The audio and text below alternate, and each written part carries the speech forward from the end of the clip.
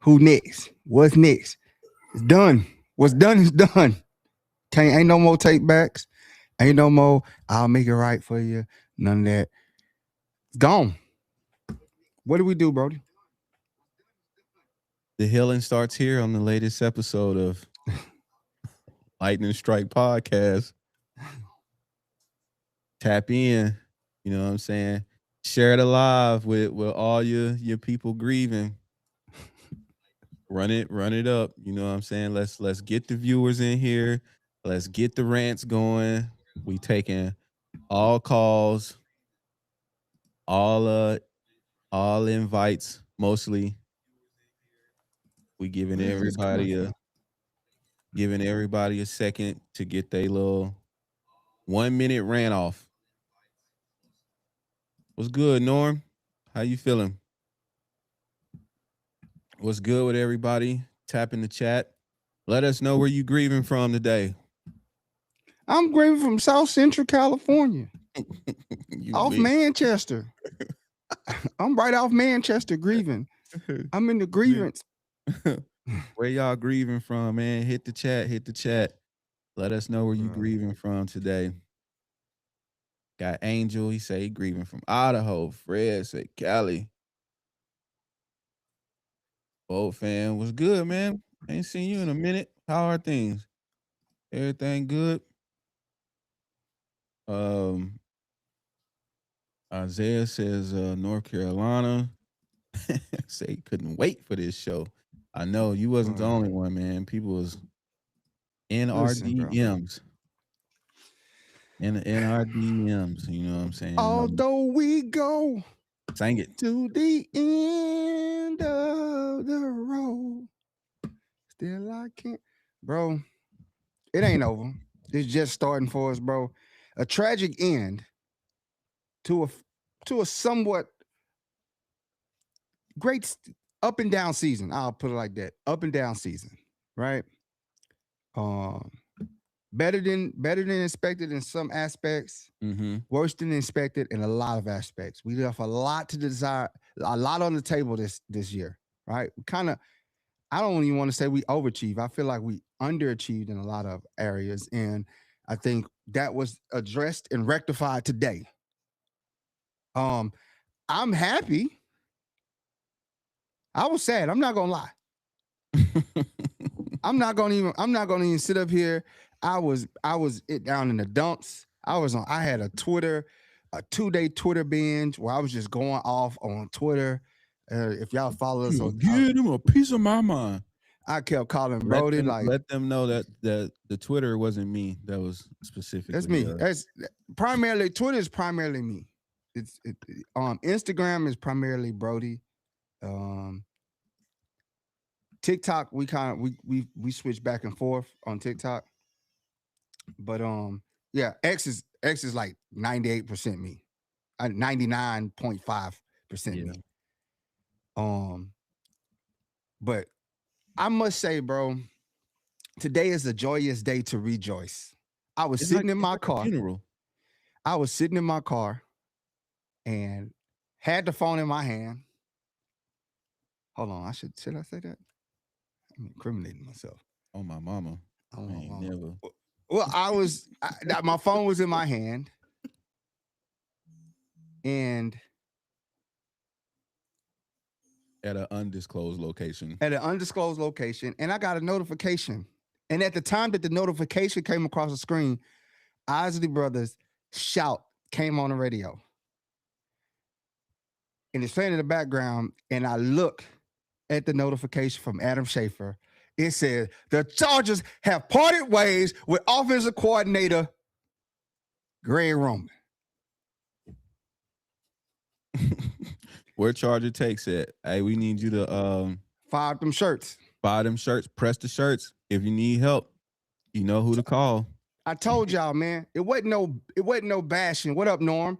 It wasn't no bashing. It wasn't no slander. It wasn't no, oh, I'm going for Greg head. I simply started it last year when I was like, man, Greg got to run the ball. You know what I'm saying? He got to Mm-hmm. run the ball. He got to run the ball. Greg ain't cutting it, bro. Then this summer, after watching training camp, I was like, and watching this, the talent that we had on the field, right? Watching the receivers, the new guys that we had, the weapons that we had, everything. And I was just like, and this is with the offensive line. And I was just like this. I said these words, and you can go back and watch the film. I said, if this team doesn't average like 28 points a game, it's an epic failure. We have to fire Greg Roman. We have to fire him.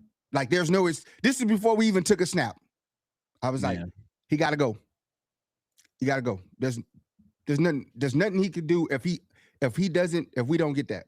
If we don't get 28 AFC championship out of this, he got to go. Because I'm like, this is too many weapons. This offense is too explosive.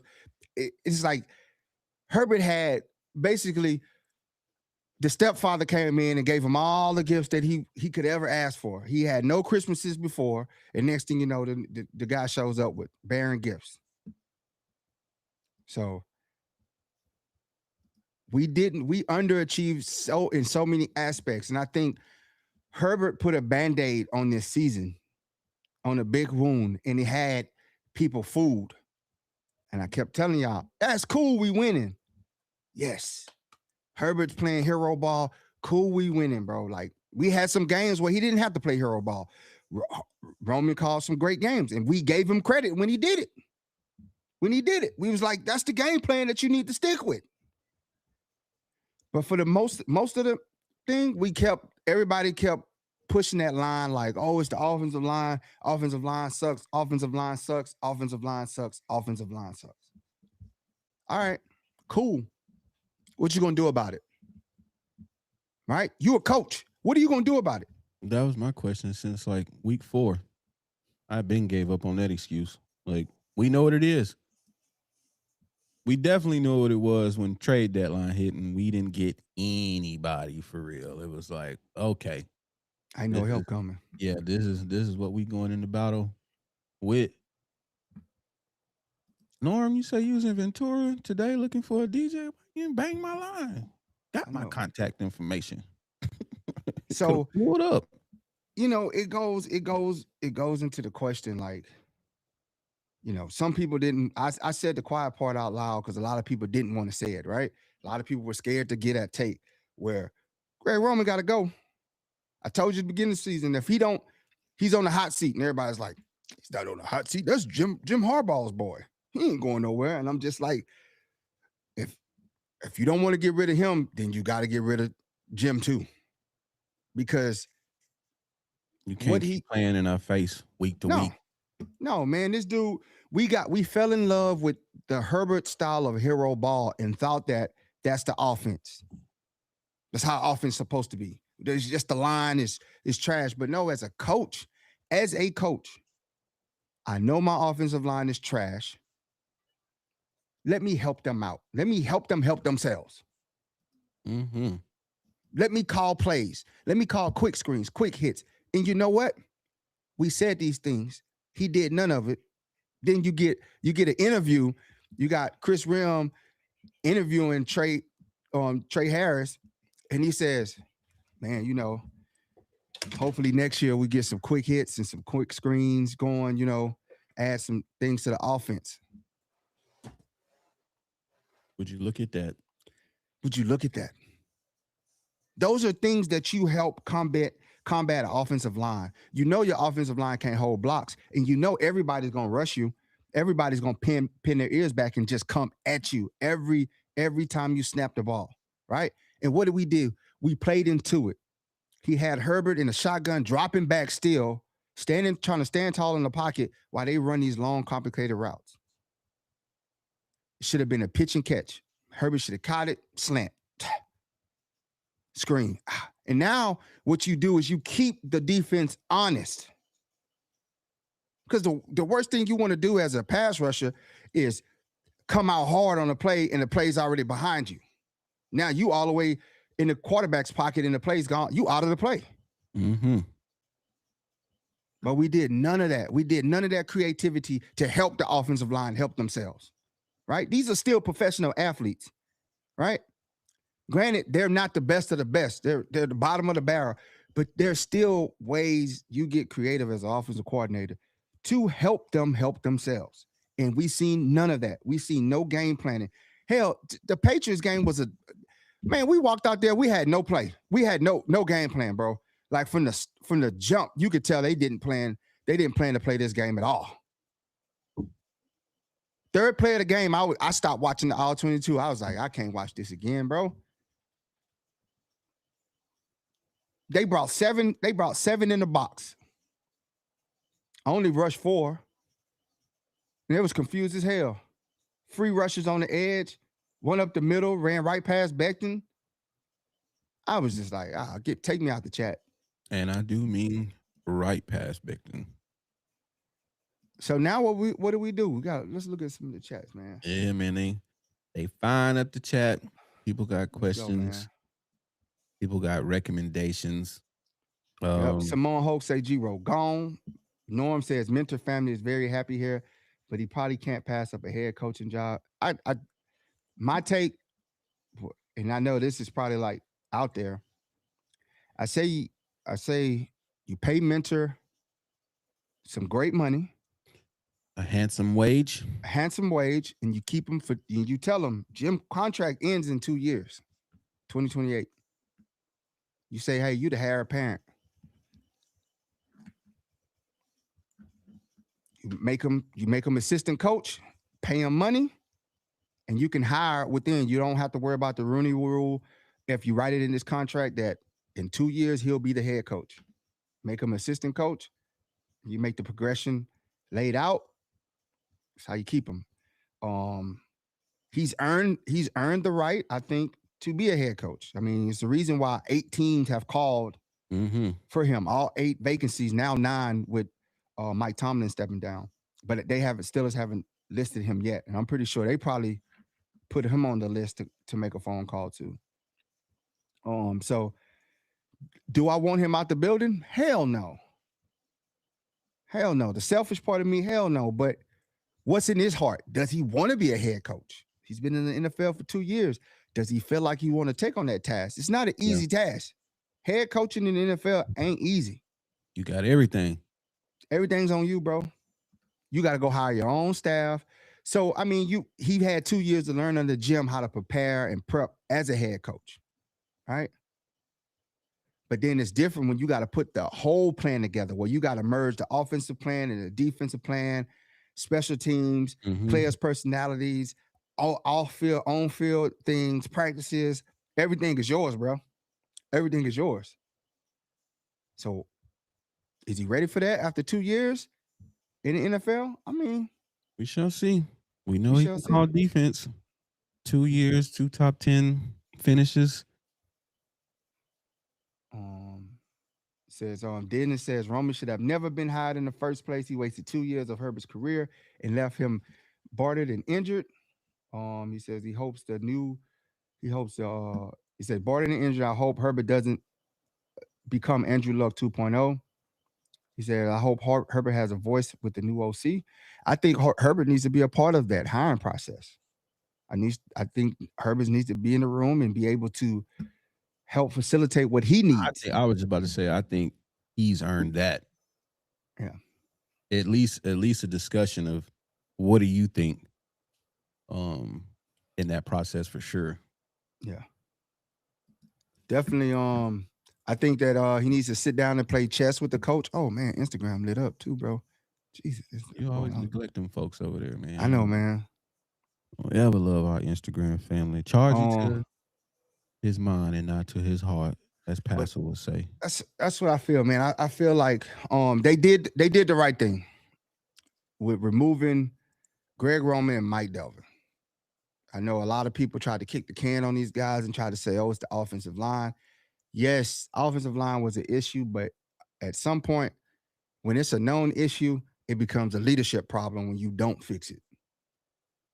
Right? That clear as day. We know what's broken. What have you done to patch it up?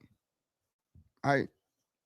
If you got a leaky pipe in your house, do you just let it leak? Be like, oh, I know that pipe leaking. Do you just keep letting it leak, or you go try to patch it up? If you ain't got the money, you still go patch it up, right? Do something. You go to Home Depot, man. What can I put over this? What can I put over this until I can get some money to get it right? Do something.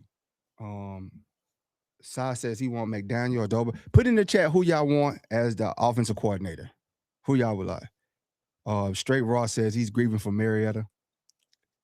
The IE. And the IE, bro. Also put where y'all grieving from at. Let's see who we got Says in Becton booty cheeks. But hey, Becton's like when you listen to the players, I know Becton said some stuff and everybody was like, oh man, you can't say nothing, you suck. It's like, don't worry about the messenger. Listen to the message. If a NFL guy is saying, I don't know what the hell I was doing in this offense, don't worry about his play. What? How does that happen? Where does a statement like that come from? Yeah. Like, how do you not know what you're doing in the offense? Again, telltale signs. Lad scratching his head during the presser, thinking of the words to say in a politically correct way. Man, I want some more targets. You know what I'm saying? Read between the lines on that. You know, this offense, I don't know what the hell was going on. Another one, I don't know what, and that's coming from Lad. I want to win. I want targets. Is he lying? Most people are saying, oh, he regressed.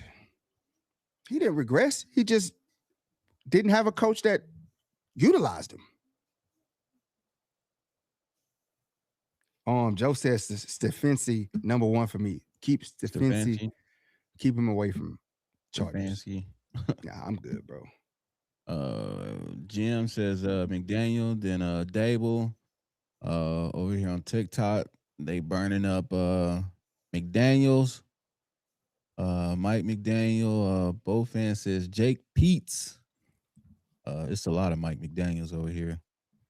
I mean, he's one of those guys. He's quirky. You know what I'm saying? He's creative. He's a nerd. Says get Cliff. Hey, Max said low key Uncle Phil Rivers bring Unc in for OC. Me and Brodie just had a whole conversation. You want to talk about that, Brodie? Why you would bring Rivers in? I think this is a interesting move for a lot of different reasons. One, we already know. Hey, Miss Ro. Hey, Ro. We already know what Pro Bowl feel, you know what I'm saying, means to the organization. From that standpoint, you got somebody who definitely would want to be there if he's into coaching. I think too, just for personality wise, and somebody to fire up J10 in that fashion that he used to play the position with.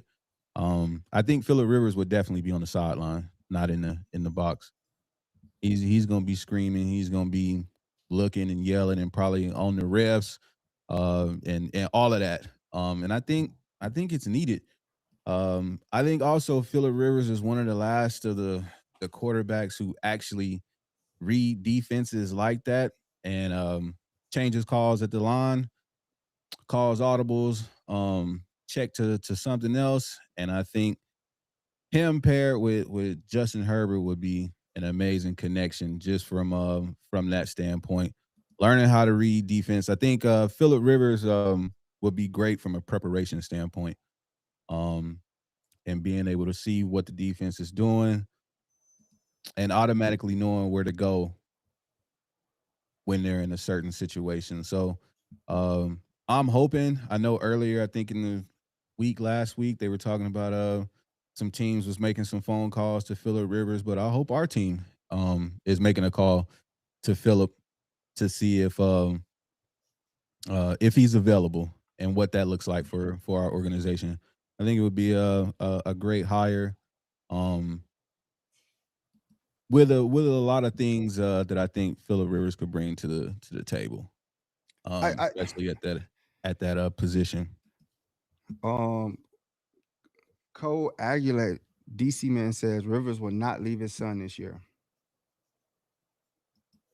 Um, I think I agree with you. You got a Charger stalwart, a Charger Hall of Fame, a guy that is powder blue everything, right? Phillips River. People, he gonna pack the stands just to come see Phillip Rivers. You put Phillip Rivers at offensive coordinator. You name him that. Sold out everything. Sold out everything. The fan base is just gonna go crazy, right? They went crazy when he went with the Colts. Mm-hmm. We went crazy when he went with the Colts. You know what I mean? That was if you go back and look at a couple of probably a couple of weeks ago, the video on the callers or whatever, man, that was an interesting and emotional take. When there was a chance that we might be playing against them or whatever, like, man, who you rooting for? Yeah, and it's like you think about it, man. You bring him in, someone who understands what it is to be a Charger, someone who wants to win, right? He would love to. He couldn't get it as a player. What better way to get it as a coach? A Super Bowl ring. Got that pie. He gives that passion and understanding to Herbert. Now you got somebody that is backing Herbert on those calls on the sideline, screaming at the refs. That's respected by the refs, so they're not going to be like, "Who are you?" They understand him. He's going to be in their ear, riding them like, "You need to give him that call," so that the illegal hands to the face thing doesn't go unnoticed. And yes, we're just like, next play. That's what I'm saying. It's like, I think it would fire up, man. Like, I think that's somebody they need to have on the short list to call. And I wouldn't be mad at it if he stepped foot back in that building, because he's a Jim Harbaugh type of guy. Played through an ACL injury. Talk about it. Toughness, fire, grit. Could you imagine him giving Justin Herbert an earful, getting him fired up to go get a game-winning drive? Could you imagine what he would have did this past Sunday on the sideline? If he would have got into Justin Herbert's ass and told him, "Bro, what is wrong with you? This is not snap out of it." Yeah, this is not gonna happen. He probably would have suited up himself. Somebody said it earlier. He'd be the emergency. Phillip Rivers mess around and be a player coach. Well, Rob says Greg was reading off the Waffle House menu. He was ordering nachos and glizzies up in the booth up there, man. Extra jalapenos. I do like Mike McDaniel. I do like Mike McDaniels. I like Mike LaFleur. I like Clay Kubick. Those are my top three. If you're just joining the show, you're listening, drop in the chat. Quick who y'all recap. want as OC, man? Yeah, quick recap. We covering that Chargers have fired offensive coordinator Greg Roman and offensive line coach Mike Dalvin. So we asking you, Boat fam, who do y'all want as the new offensive coordinator? I'm telling you, bro. And we gotta start thinking about defensive coordinators too, because I think if they don't hand him a big check, bro, I think he's pretty much gone. I don't think he's gonna 8 interviews. I don't think 8 teams are gonna pass him 8. Yeah, I don't think so, man. The guy's smart. He's hungry. The players love him. They speak highly of him, man. And shout out to Jesse Minter, man. We met him in training camp. I told him how many brink trucks. Conversation with him in training camp, man. Super cool dude. So shout out to him, man, and all the success he's had the last couple of seasons, and future success with whatever endeavor that he does. But hopefully it's coming back to us, but we'll see.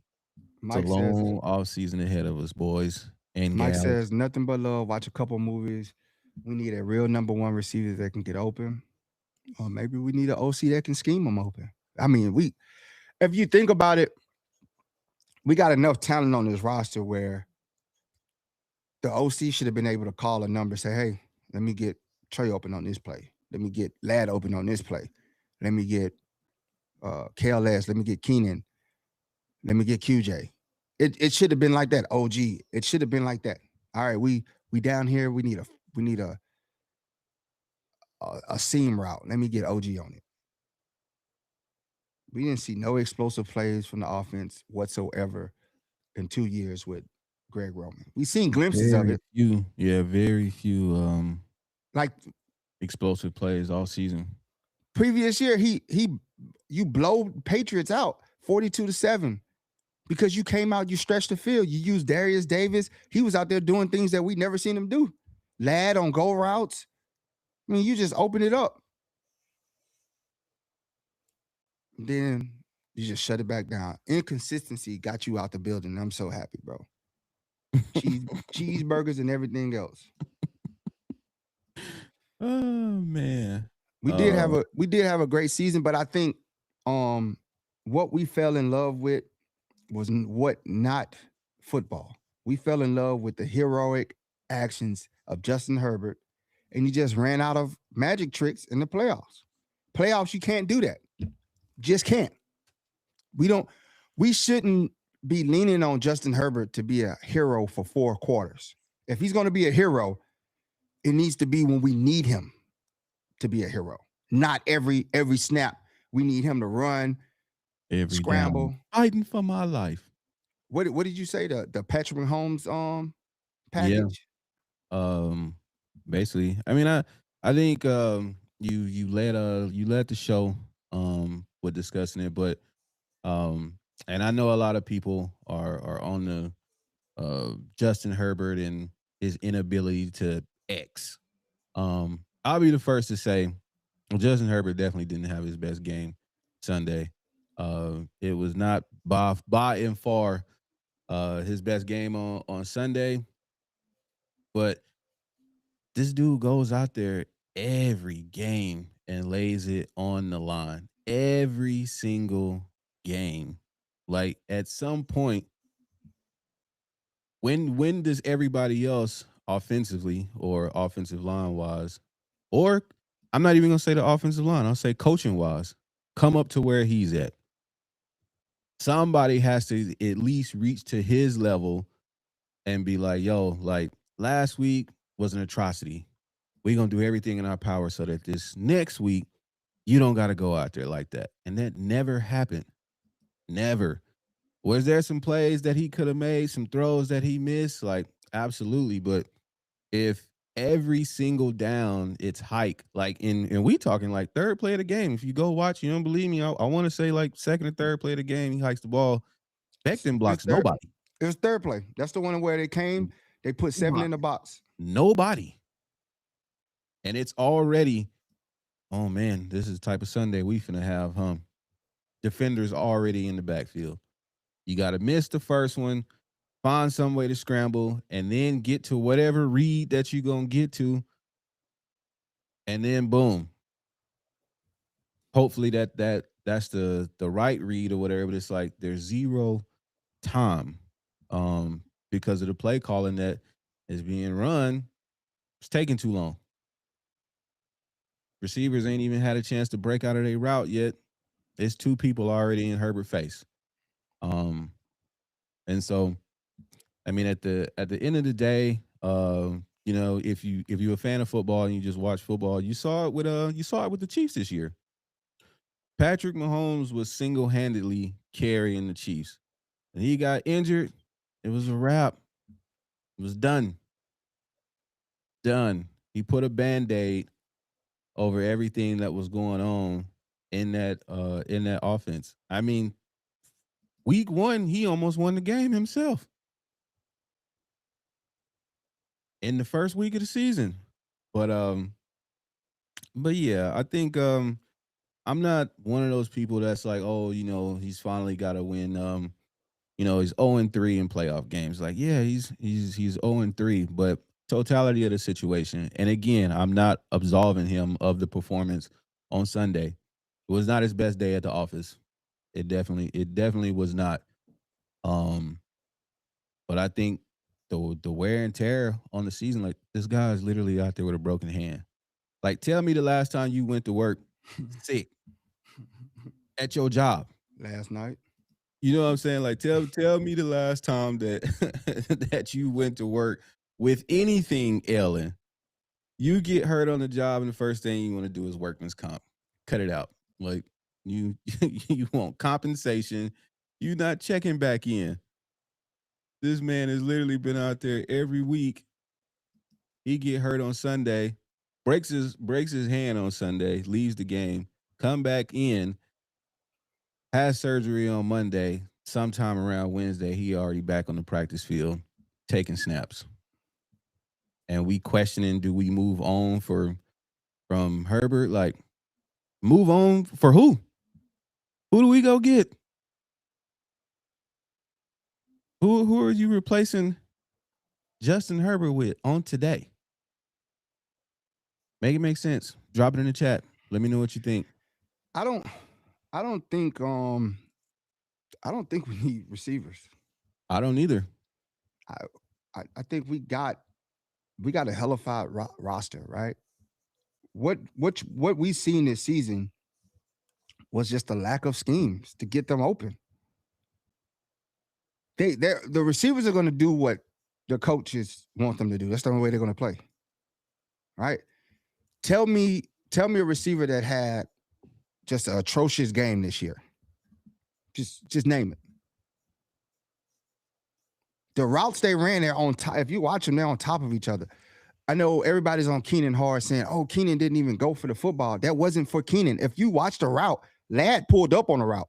Ladd was running the typical Roman route. He was running in the back pylon right on top of Keenan. But he didn't want to bring another defender over there, so he stopped and pulled up. Herbert thought that Ladd was still going, and he was throwing it to where Ladd was going to be.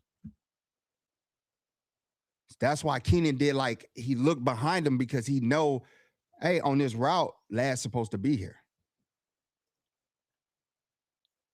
I think the offensive coordinator handicapped this offense so bad to where now we're like, oh, I don't want A.J. Brown on the sideline. Why would you want A.J. Brown?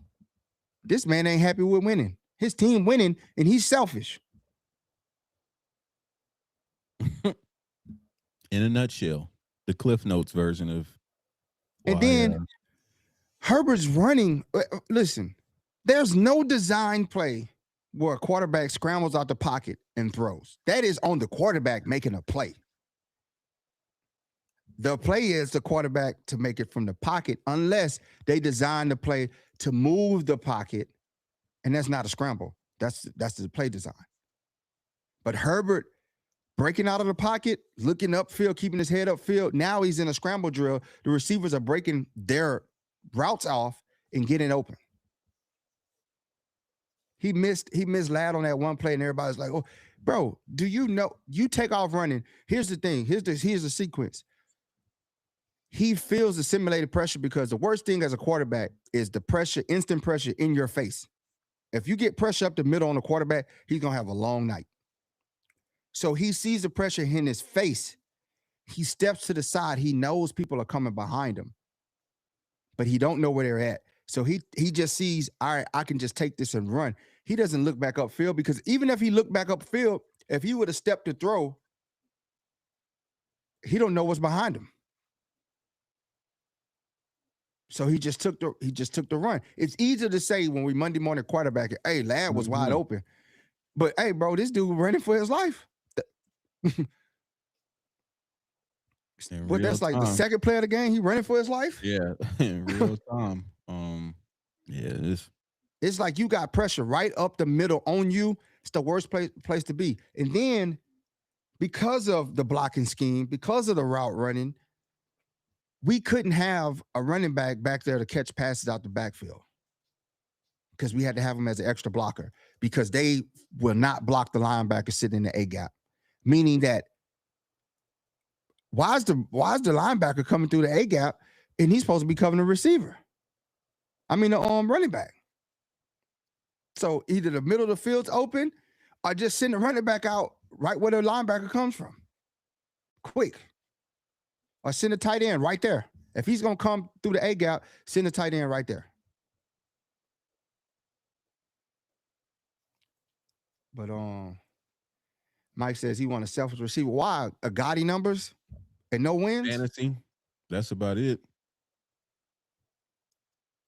Like I would rather a core of guys that play well together and nobody's selfish. Everybody eats. And we had that. We just didn't have a person that made the game plan to do that for them. Trey Harris has great hands. You OG talking has great about hands. 4 receivers that damn near had 800 yards receiving. 4. With the offensive line as it's constructed, the overly bad play calling, which we now know was actually a thing. And what was it? The 30th out of 32 teams in the red zone offense. 30th. The Yeah, two worst 30th. teams is New York Jets and New Orleans Saints. How? Like we didn't. How do we get down to the red zone and we're the 30th ranked team? And we played the 29th ranked defense in the red zone. The Patriots were ranked 29th in defending the red zone, and we didn't even score on them. I think Said, this is a great comment, Said. He says, our wide receiver core is average in Greg Roman's system. I couldn't agree more. Telling you, them. Just look at if you go watch the plays they make, how they catch the ball, and everything. That to me, I'm like, that's what I look at. I'm like when the ball's thrown to him, like Trey Harris, man, that boy snatching everything. Lad, playmaker.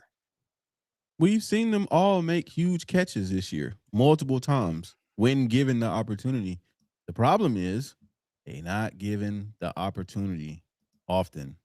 They running, bro. How do you feel? We both running the same route, bro. I see you down there, bro. I'll see you down there. First to the hash mark. Yeah, we're gonna be here together. It was just atrocious to watch. That's why everybody's like, oh, we need to go get a number one receiver. No, we got a whole bunch of receivers that could be number ones and twos on teams.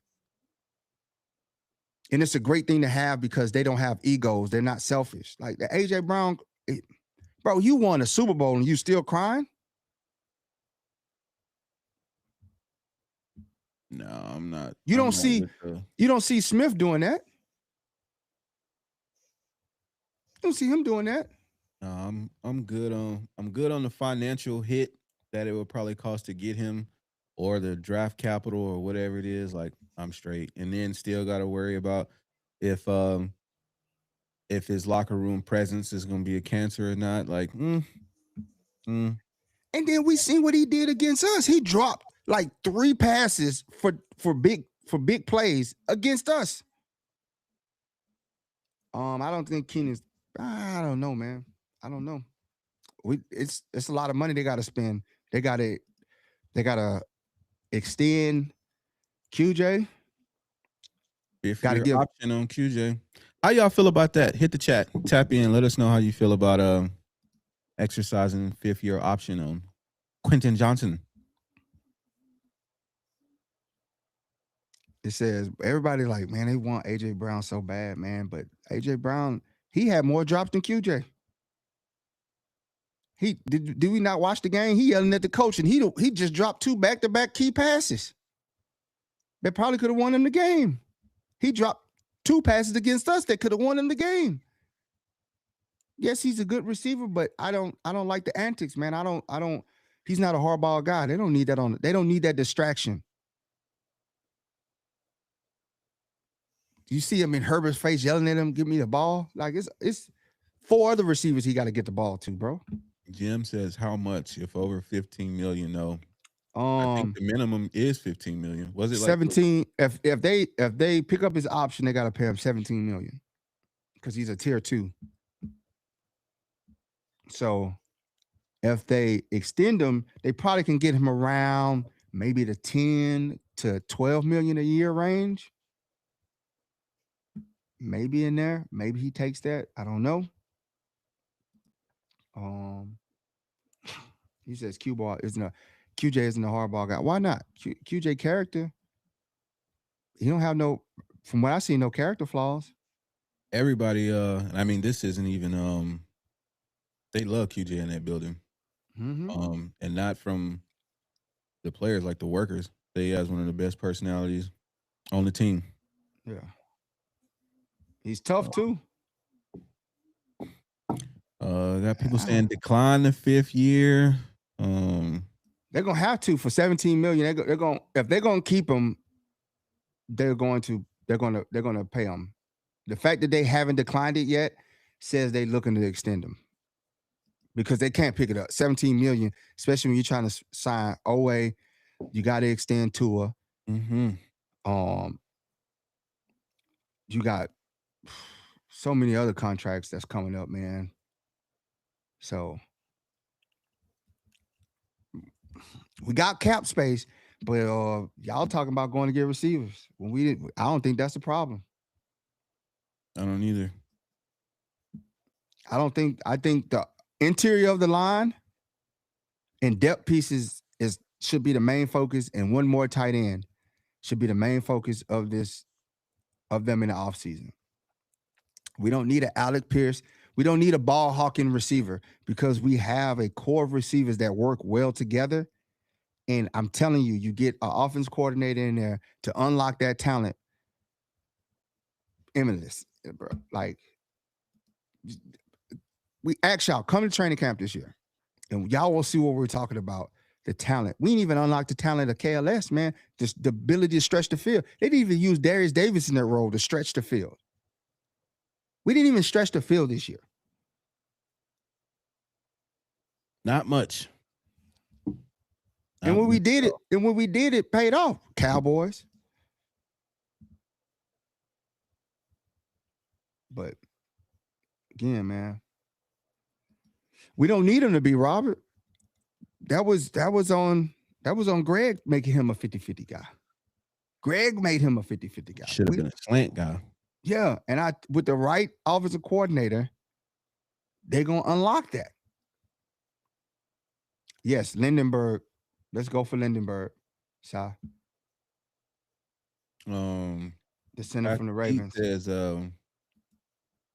Badal, commanding ground is good. Hampton needs pass protection work, but feeling like we need a punishing back. I think that's our one too. I don't think Najee was on a 1 year, so this was his 1 year. Fortunately, season was cut short, but I think Kamani did enough to earn a spot this year, and then Hampton is the rookie. Like, that's gonna be the future at running back. That's what it is. Hampton and Vidal, I think that's a great combo, man. They're like for anybody that's down on Vidal. If you didn't watch that Patriots game and seen that dude laid his heart out there, he was the offensive bright star. If you ask me who's the MVP of the offense, it was Vidal. Even though we lost, look at Vidal wanted it bad.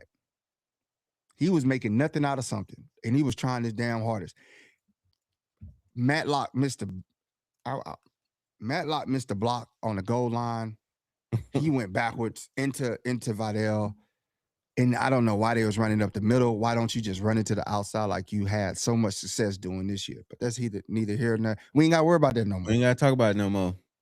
We ain't got to talk about it no more. The offense, bro, we got the talent for the offense is in the building.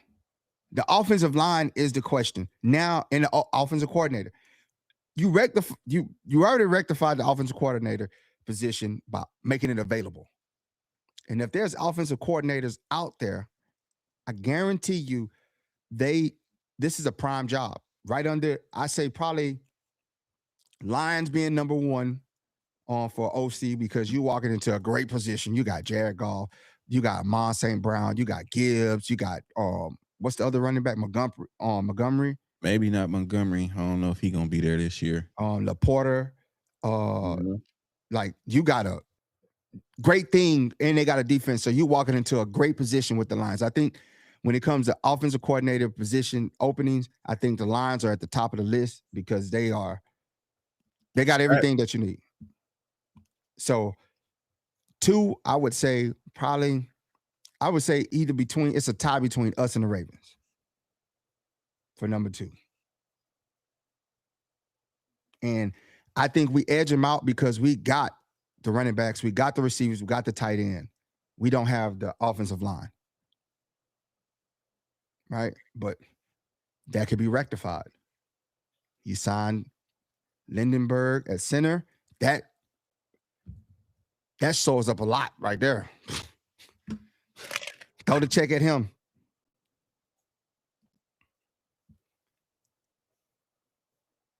Yep. Joe says, I say we take Montgomery. Tell me I'm wrong. Hampton and him with Vidal. I think the thing with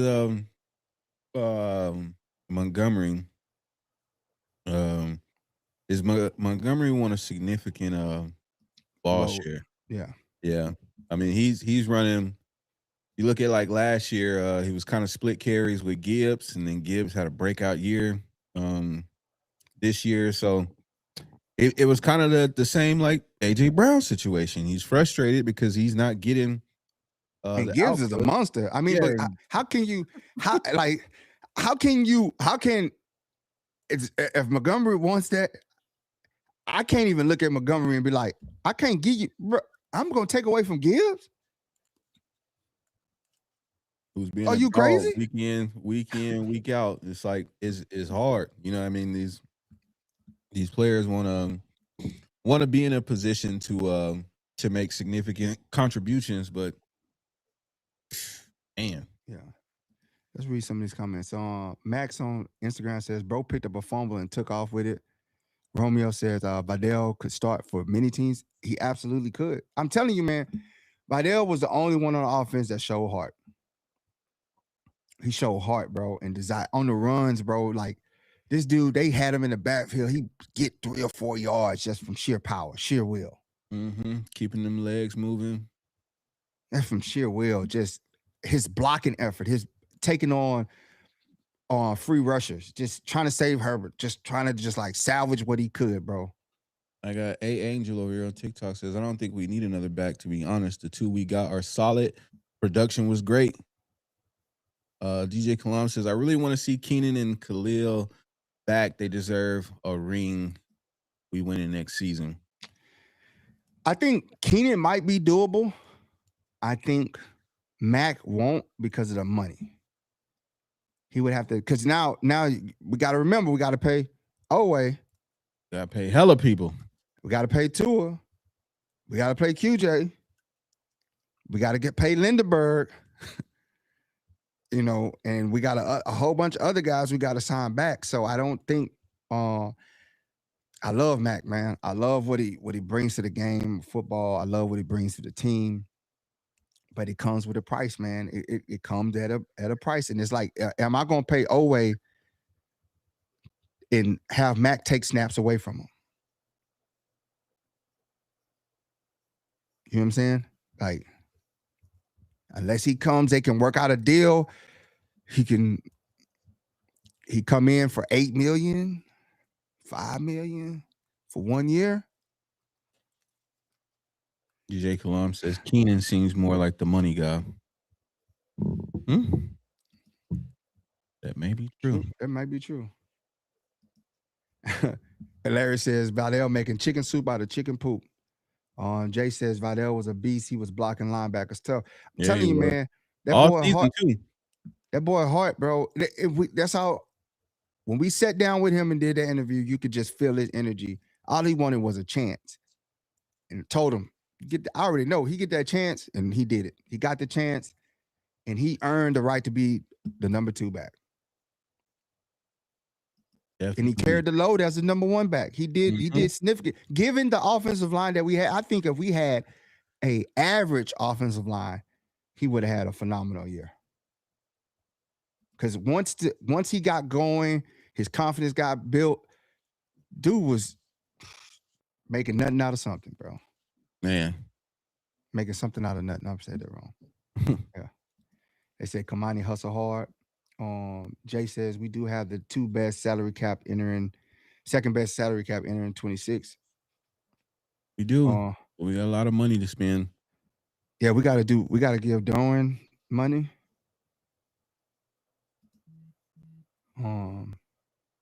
A lot of people we gotta Lad ain't due for a check until what round was Lad in? I think we still got 2 more years on Lad.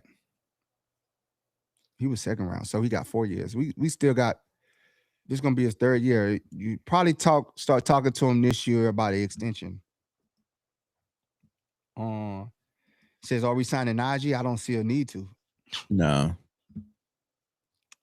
Yes, we're gonna pay. He was a 1-year contract. Najee. We gotta pay Oweh. We gotta pay Tart. We gotta pay Han. Yeah. Yep. You gotta pay Doran. I don't think Doran's gonna get a super big payday, but he's gonna get a payday. Herbert was a pinata, Shane. Man. He was that little mole game at Chuck E. Cheese.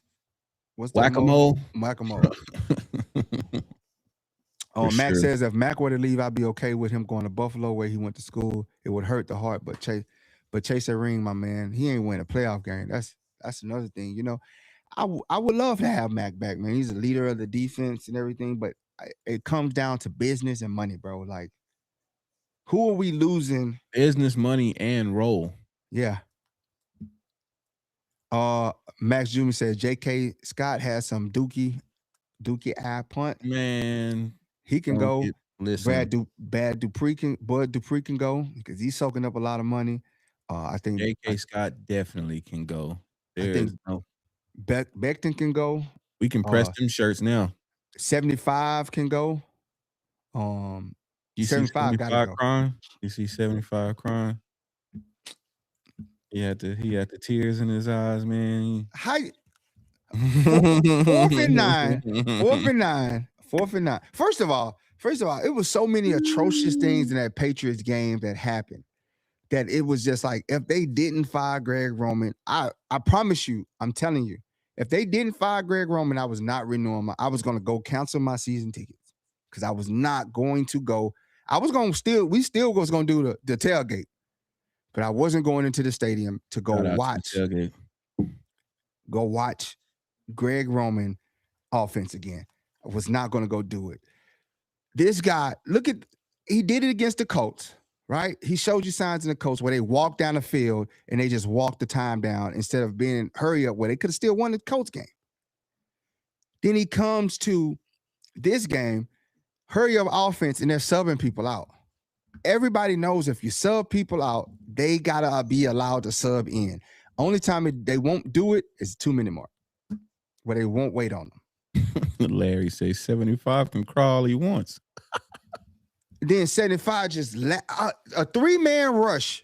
If y'all go watch the last play, 4th and 9, Greg Roman calls a play action on 4th and 9. That's my guy.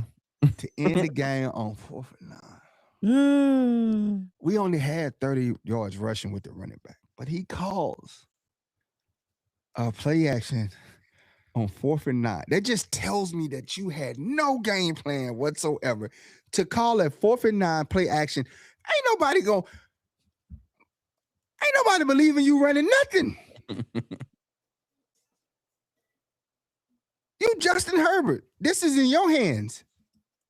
Greg Roman up in the stands like, did they get my Uber Eats order? Yeah, he up there.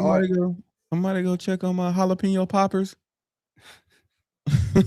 Saeed says our next coordinator got to be on sideline. Got to be on sideline. They got to be in the contract. Yeah, you gotta be down there headbutting people.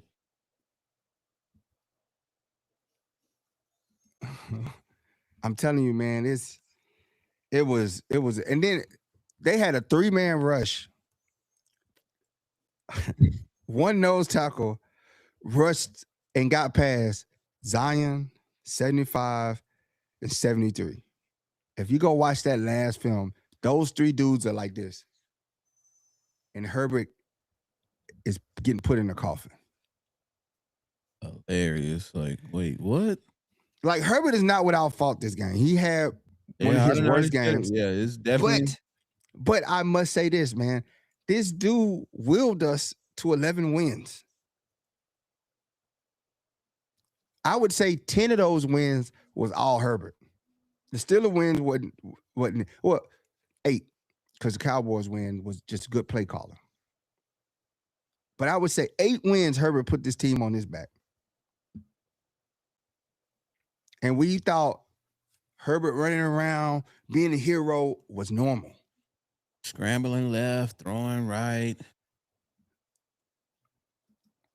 telling you, man. Wild times. But a long off season ahead of us. Yes, he did. Max, he actually said that to Chris Rim that he had a good season, and he don't know what everybody was talking about. He had a great season. I think he had it by his standards. He played every game but one. Which probably no, he played every game. Oh, except the Denver game. Yeah, yeah. Well, you're right. so You're right. can I just get my take off? I am. Yeah, man. Sheesh. Unbelievable. The nerve of these people. But yeah, I think for him, he's probably like, man, I played in all the games but one. So that was good for me. I hope he's just saying it like I would really like to get some insider information. Like he really felt that way? Or the internal measuring system. And this is another game. This brought me to another point. This is why I was screaming fire Greg Roman and Mike Delvin. This is why I was loud and advocating for it, right? Because we try not to be a show where we're negative. We talk real. We just want to be real.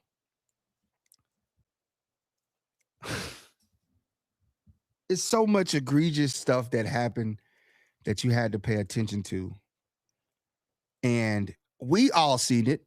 You seen 75 getting blown past dang near every snap. If you watch the All 22, you watch it again, and you go, are y'all not watching film? Because if you're watching film, there's no way you go back out there with these guys blocking the way they block and say it's okay. So to me, they could not have watched film all year long, because ain't no way you sit in that film room and you don't get chewed out. Yeah. You don't get a brick thrown at your head. I'm like, how is nobody having this uncomfortable conversation? Like we was talking on the phone earlier. I was like, I would have liked if the report had came out about Mike Delvin that all he does is scream and shout at the offensive line. It's like, well, at least somebody over there is passionate. You know what I mean? At least somebody's trying to fire somebody up. But it's like, you mean to tell me after your performance on Sunday and we come back to the boat on Tuesday and it's like the whole offensive line is sitting in the room and everybody's just watching what is happening. Ain't nobody saying nothing. Ain't nobody saying nothing. Brodie, how they couldn't have watched film, bro. I like wanted. I might have to talk to somebody. Nothing. Because how does film study go? And y'all rewatch this film as the offensive line. How does any study go when somebody makes a mistake? It's like, this is the video. This is the point where we made a mistake. You press pause, click. Whatever is going on over here on this screen, we are identified. You there. You got to be better. Yes, coach. Or what were you thinking right here when you should have did X? And I just feel like nobody was having those conversations. Like looking to the left or looking to the right, even to be like, yeah, bro, we was tripping. Now that I'm looking at it, like, this is actually egregious. Egregious. I'm telling you, man, like there's because film study had to be ugly, because what y'all put on the field every week was ugly. So it couldn't have happened. I can't even face myself if I sucked that bad. How can I at the end of the season say I had a great season if I actually did film study with the coach? My quarterback dead. Every bit of dead. And you say you had a great season? Man, we seen you out there lassoing. You might as well just had a red towel. Oh boy. What's those guys called that do the bull thing when they be out there with the bull, the matadors? You was a matador. Or a clown. Either way. Depends on the rodeo, I guess. That's what I'm saying, Larry. Like if you read between the lines what Becton said, he actually just like remove the emotion of Becton being a matador too. Remove the emotion and read what he said. He just said what we're saying now. They couldn't have watched film. They couldn't have did any game planning, any scheming.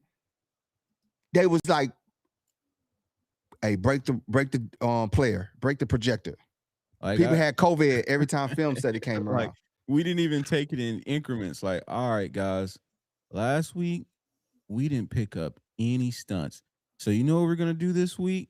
We're just working on stunts. All week, we just gonna work on stunts. That's it. Man, they ain't picked up a stunt in 2 years. They ain't picked up a stunt. If you go watch the Houston Texans game against us, they lined up 3 down linemen and they was stunting the whole game against us. And they didn't pick it up at all, bro. They brought 7 in the box and they all would just go and converge on one guy. And like, how all 3 of us not blocking one guy? All 3 of us holding hands, blocking air. The thing is, even if we had our tackles, we didn't get pressure from like, if you look at, if you go break this down, we didn't get pressure from the tackle positions really a lot. You know what I'm saying? The DNs really didn't, outside of stunting, it was the interior of the line, which is the worst to have. It's the worst. Like you don't historically don't get pressure from a defensive tackle like that, right? They're usually there just to clog up the middle and make a big ruckus in the middle. They're not usually known for their pass rushing abilities. But everybody we played, their defensive tackles had historic days.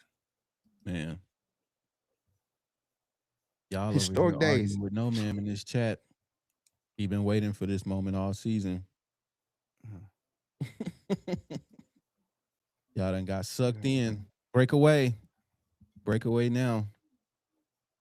Right in, and it was the interior of the line. They would either stunt or they would just bring somebody in the A gap, or the D tackle just run. He just run them over. I don't know how many times I've seen 75, 73 on their back. 77 Zion would fight some, right? He outside of him getting Slater and Alt hurt, and Slayer, he got Slayer hurt too. Like he got everybody that was next to him hurt. So do you bring him back? Man, that's a tough one. Because he got everybody hurt. But he had some, he was the only bright spot on the interior, but he still was dumb. He still couldn't catch stunts. He's a super smart. I'm not saying dumb as a human, because the guy is super intelligent. I'm saying when it came to football, the stunts, the blocking scheme, but they only doing what the coaches teach them. Mm-hmm. Dave, we on all the other platforms, bro. Instagram, YouTube. Larry, again, Facebook. I'm so glad Greg Roman gone, man. The arrogance of that guy. That guy was so arrogant. He said at the press conference when they asked him about Andre James' play, he said, I don't care. Whatever happened last week, I don't even care about it.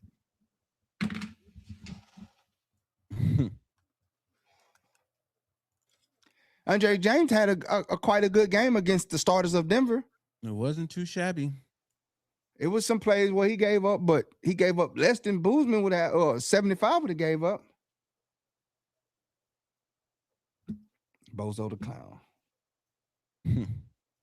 So, that's a good one. SoCal Sam says you either coach it or you allow it. And they allowed it. Driftwood says now it's time to fish. Might apply this to life.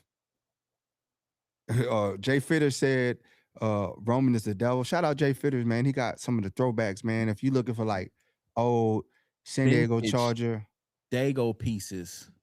Jay Fitter got it, bro. He got it, bro. Check him out on Instagram, bro. He always has a dope selection. I'm talking about, bro. He be deep in the vault with some of the most vintage Charger gear out there, bro.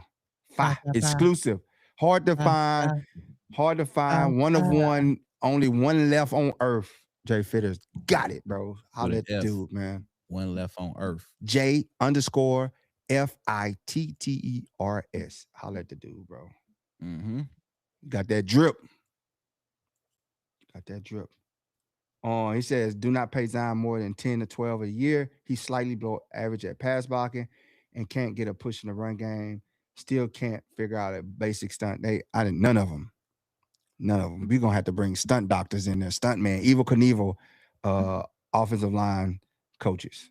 Who do we want as an offensive line coach? Yeah, I was just about to recap. If you're just joining the show, like, share, subscribe, comment, follow us on all social media platforms. Search at LSBolts15. We are on, what we on? Twitch. We on X, but we not on X. We on Facebook. Hey, Kiki. We on YouTube. We on IG. We on TikTok. So just to recap, if you haven't heard, we have recently fired Greg Roman. Hold on, man. Let me just finish. Okay. Jesus, Louise. I'm about to holler at the boy Unbelievable. Rod. Just can I just let me? I'm just about to give a shout out to Rod, man. I can get a shout out too. Okay. God damn. Well, I see my dog. I ain't seen him in a minute, bro. Sheesh. Can't say nothing. Amen, Kiki. Yeah, follow us on all social media platforms. But anyway, recently fired Greg Roman and also offensive line coach Mike Dalvin. So we asking you both, fam, what is really good? Who do y'all want as a new offensive coordinator for our Bolts going into next season? Drop in the chat. Let us know. Leave us a message. Give us a call, 213-433-7793. And shout out to our guy, Rod. What's good from Boat Biz, repping the game. He says, what up, Lightning Strike? This Rod from Boat Biz. Thank you for all you guys' support. We got you too. Love y'all, man. Love the Boat Biz. They gave me this fly sweatshirt, this hoodie, you know what I'm saying? Boat Biz drip. I'm rocking today. But shout out everybody over there at Boat Biz. Showed me nothing but love as always. Sunday at the watch party. Rod, Stacy, Keon, Ro, the whole gang. If I haven't met you to know you by name yet, it's all good. We got plenty of off season to get acquainted. But much love and appreciation to y'all. So hit the chat. Let us know. Share the live. Run it up. Like the live. Let us know who do y'all want to see as the new offensive coordinator for our Phillip Rivers, Los Angeles Chargers. What up, Stacy? I Love think you too. I think we back in like that free agency thing where we was like, everybody up. We gotta get Metcalf. We gotta get T. Higgins. During free agency. We gotta get what's his name? Play for the Rams? Adams. Devontae Adams. We gotta get Adams. We gotta get all these, and we can get none of them. Y'all about to be sick every week. Y'all ain't finna worry me for the next. I'm not gonna worry. I'm just saying, listen. Y'all not about to worry me for the next. I'm just gonna put my list out there. Joe. Next month and some change. You got Mike. You got Mike McDaniel. You got Mike LaFleur. You got Clay Cubic. You got Phillip Rivers. You got Drew Brees. Cliff Kingsbury. You got a lot to choose from. I would say on my short list would probably be Mike McDaniel, Mike LaFleur, Clay Cubic, Drew Brees, Phillip Rivers. Not in that order. Those are my short list. Mm-hmm. That's my short. Any one of those guys, Brian, I entertain Brian Dable. Dable, I'll entertain him. And the outside, I think Monken, he's not bad. Old school style guy, but he has a new school flair with him. Hit the chat, man. Let us But know what y'all think, yo. What y'all want to see. Offensive coordinator, man. Don't worry us like y'all did during free Luna says agency Ryan Leaf. last year. We don't want Herbert an alcoholic. Y'all was Say exhausting. J6 says bring in Mark Henry to coach up the O-line. Man. The Rock, Stone Cold would be a good. But we do need Tyler Lindenbaum, but everybody we say we need, we don't never get. Did we like? We didn't get no free agents that we listed besides Keenan. I think that was the only one. Y'all was and sick. Mac. And y'all Mac was sick. Man, Joe, what we yeah, doing? Larry, give us somebody. We 6 minutes in the free agency and we ain't signed nobody. Rob, Drew Brees would be a good fit with Herbert. Phillip Rivers would be a great fit with Herbert. Those two guys. My opinion on TikTok says we need to pay Mentor to prevent him from leaving. Yes, that bag gonna be different. Yes, gonna be different. We do, Cabby. We do, but is Joe gonna go after him, or he gonna be cheap, or he gonna be tight with the pocketbook? Is Joe he's gonna be like, or you know what I'm saying? I think with these Hardwick, they retain Hardwick. I think with these type of plays, like you gotta be aggressive and you gotta like secure this early. Like, you know what I mean? Like, don't, because the more time goes by, the more people shooting options and shooting a shot and stuff like that. It's like, if you serious about Mentor, lock him up today. Like, you know what I mean? End of the week, lock it in. You know what I'm saying? Don't give nobody else the chance to even get in his ear like that. Like, show that appreciation. We likes you and we want you. Give him promotion, make him assistant head coach. And Harbaugh got 2 years left on his contract.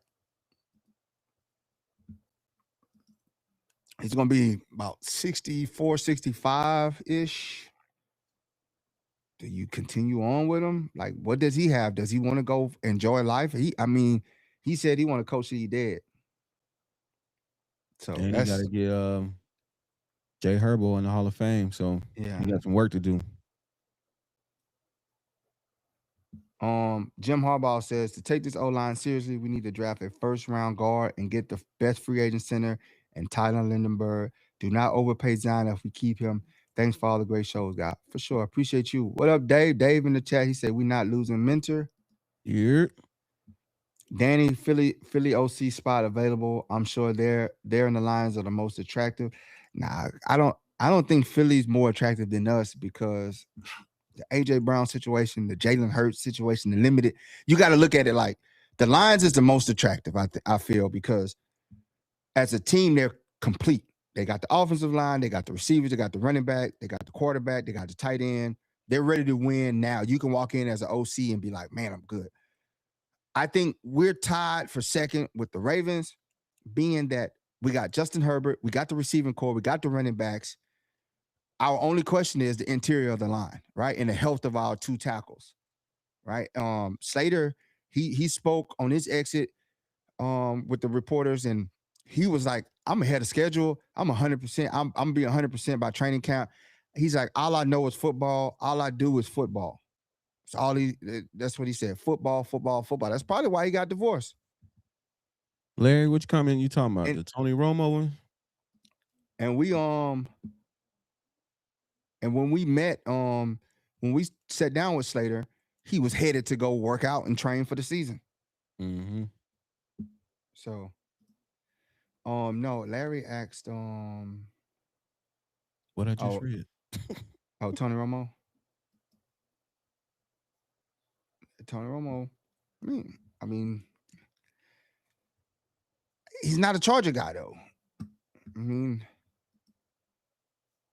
I don't think he would be bad. The Steelers did look worse than us, bro. They surpassed anything that we had. Like, y'all can't even talk about us no more, bro. Like, move on from Justin, bro. Aaron Rodgers went out bad. Sad. You look old. Sad, bro. But regular season and playoff football, things that you had in the regular season aren't going to be there anymore. There were words that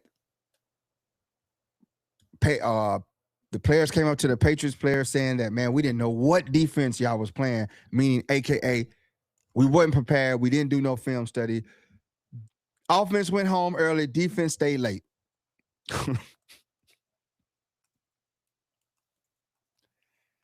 Offense was off early. They was riding past defense as they was on the field. And they was going home, and it showed. Like from the first snap of the game for the offense, bro. I just was like, what is this? Man. I was like, oh, we in it for a long time, bro. We in for a long day. And what happened? Then we get down into the red zone. You got 4 runs with Justin Herbert. 1 was designed. And then you run it to the short side of the field. You run a bootleg with Justin Herbert to the short side of the field. 2 people chasing him and the They sideline. were already on him. That's what I said. 2 people chasing him and the sideline. Like, on the short side, you know that they're playing the edge and containment, and you run into the short side where they got edge and containment. At J6 just asked, do the coach's salary affect the cap? No, they do not. They're separate. That's a separate pool by the owners and them. So he says that we need an investigation into how Boozman got his multi-year contract and kept his job being. They didn't watch film. I'm convinced that they did not watch film, and I'm gonna get that answer, bro, because there's no way they sit in their room every Sunday unless they told the video guys to cut out my off-season's work, to cut out pieces and clips of the film, because there's no way they watched film and was happy with what was on film and was like, we're going to repeat it again. We're going to do it again Sunday. Normally, I don't do this. Like, they didn't get... How do you keep the offensive line going? 2 years, and you still have yet to pick up a stunt for 2 years.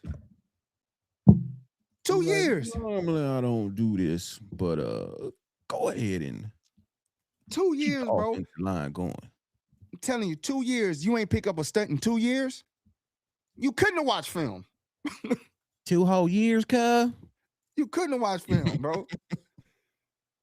You getting put in the coffin, you getting put on your back, you couldn't have watched film. 75, 73, 77. I think they called in bomb threats every time they went to go watch film.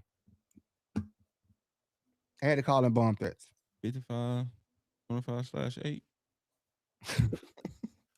There's no way you can convince me that this offensive line went into film room and watched film. They probably were watching Disney movies.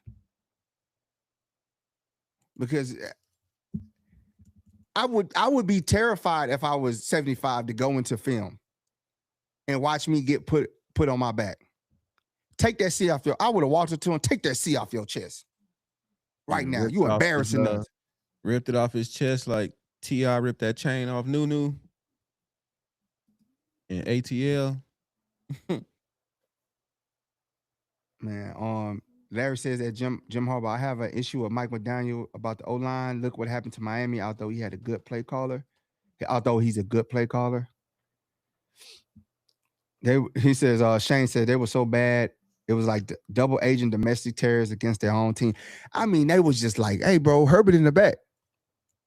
Herbert told him, hey, don't let nobody come back here. We doing something. They pull up. Hey, where Herbert at? He in the back. Right here. Like, oh, y'all looking for Justin? 4th and 9, playoffs.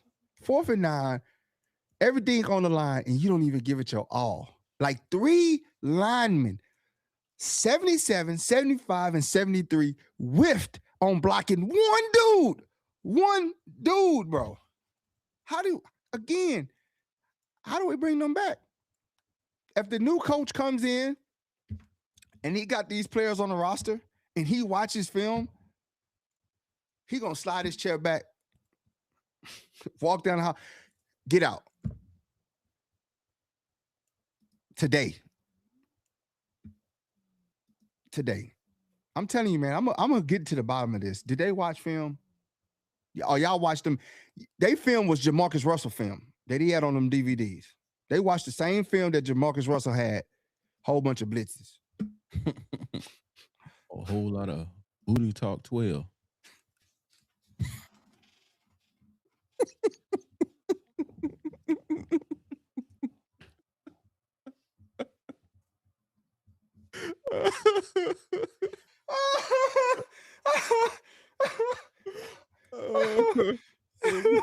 Whoa.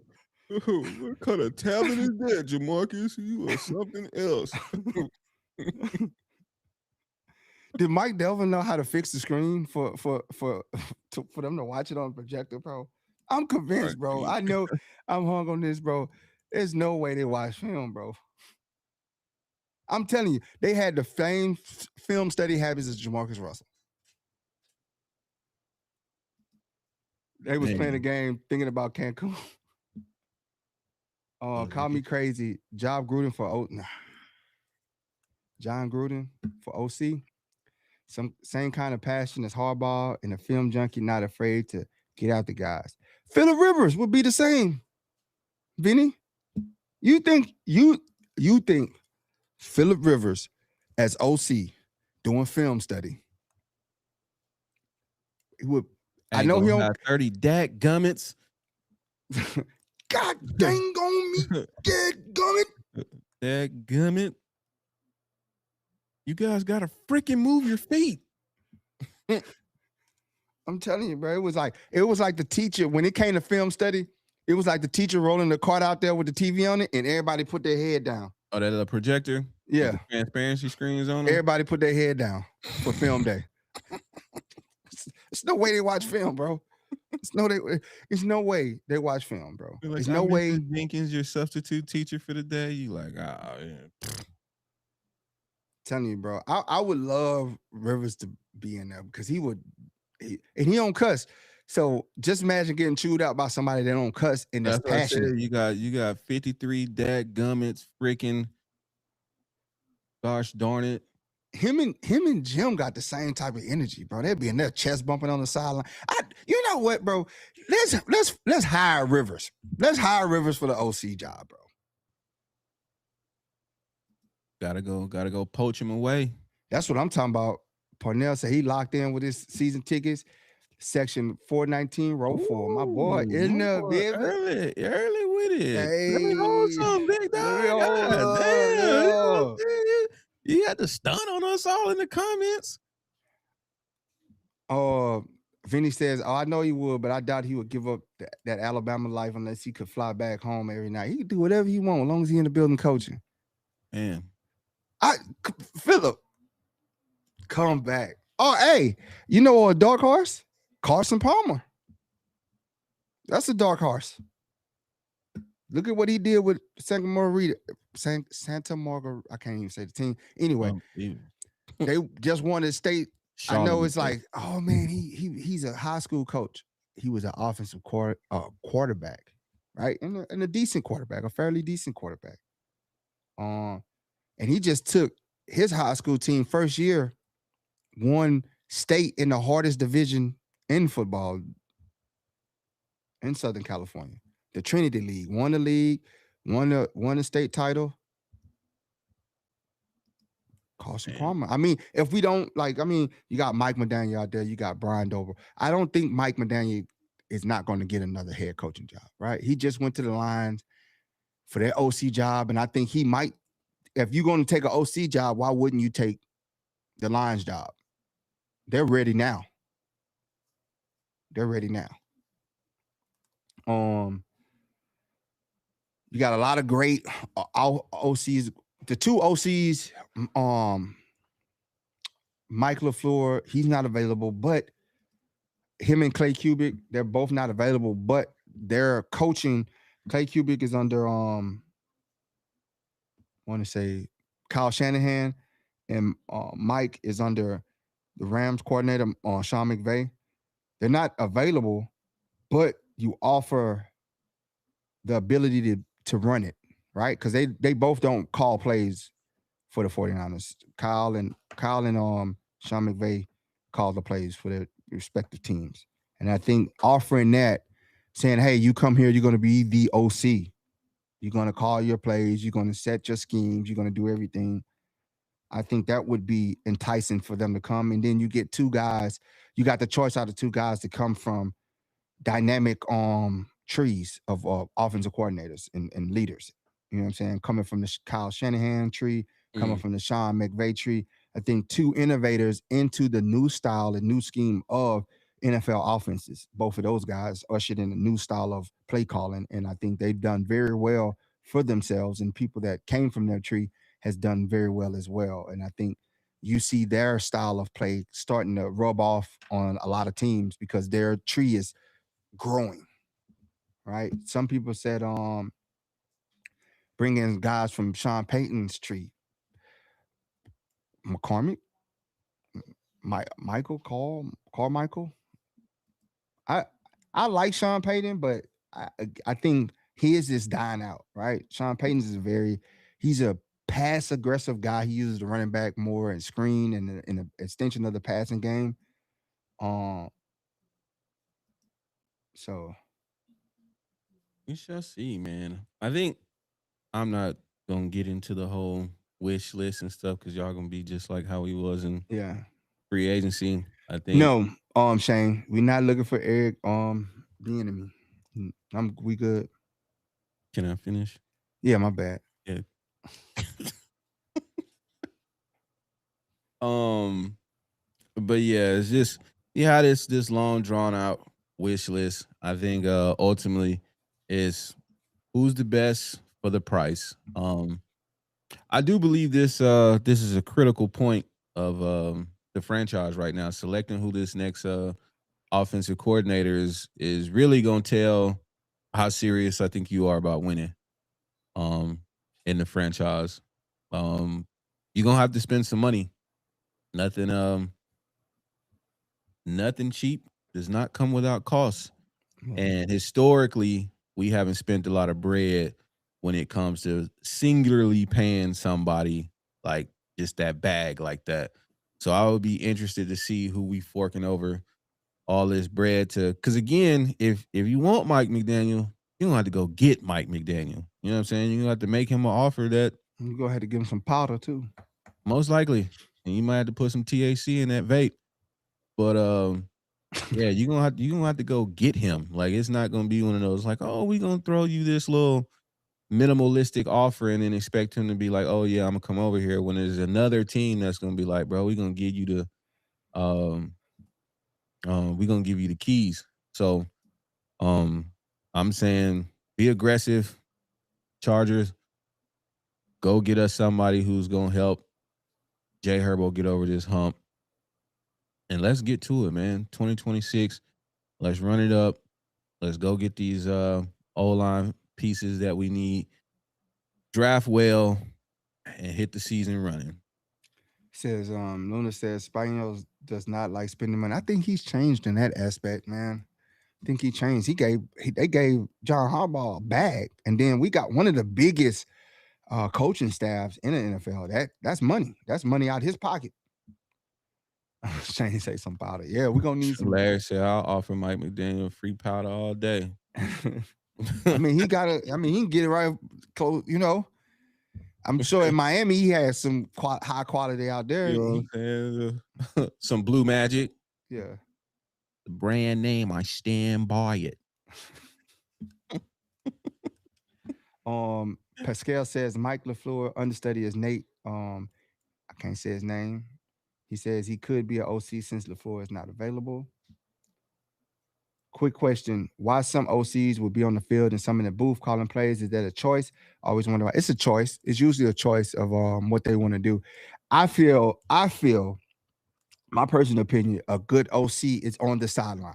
You got rare cases where you have good OCs that are in the booth, but they have extensions of themselves. They probably have a guy that is doing what they would be doing on the sideline. But most good OCs are on the sideline because they are adapting the game plan as it happens, right? They're in the fire. They got the quarterback, they got the receivers, they're going to talk to the tight ends, the O-line, they're looking at the tablets, printing out the film, saying, hey, we got to change this, and they're changing it and adapting on the fly. I'm in the timeout asking, what are you seeing? Yeah. And they're facing the fire. They're facing the funk where the guys in their face saying, bro, this ain't working. You know what I'm saying? You need to fix it. Da-da-da. They're right back in there. And I feel like, me personally looking at Roman, I think his arrogance wouldn't allow him to be challenged, right? I feel like Roman is one of those guys. I think he's a smart individual. He seems smart, and very knowledgeable, but I just think that it's an Smartest arrogance with person him. in the room. Yeah, he's the smartest person in the room and won't leave it. And that's not always a good thing. Who is this? Blaine says his sister was holding back the team, and that has been ironed out. She got a bit extra. Who are we talking about? He spent a lot of money. JC Jackson took his money. Oh, he talking about with the Spaniels. Okay, I got what you're saying. I pick it up now. Operation Elevate, allegedly.